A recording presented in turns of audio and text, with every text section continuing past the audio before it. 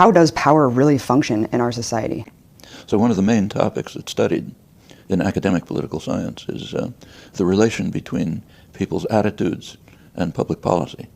And it's a pretty straightforward study. You see public policy, there's very good polling evidence on what people think about things.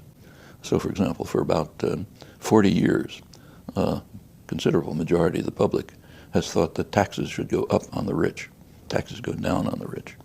A substantial part of the public, often a big majority, thinks that we ought to have a national health care program.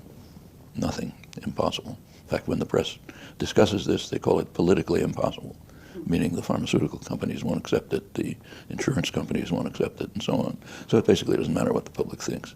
About 70% of the public, lowest 70% on the income scale, are pretty much disenfranchised. Their attitudes have no detectable influence on the policies of their own representatives. As you move up the scale, you get a bit more influence. When you get to the top, policy's made, and the top can mean a fraction of 1%. So it's kind of a plutocracy with democratic forms.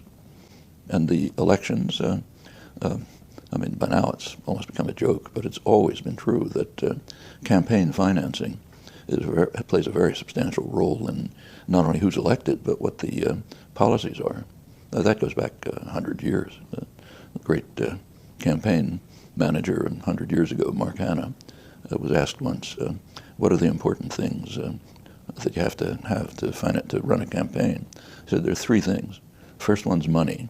The second one's money. And I forget what the third one is. And pretty much that's true.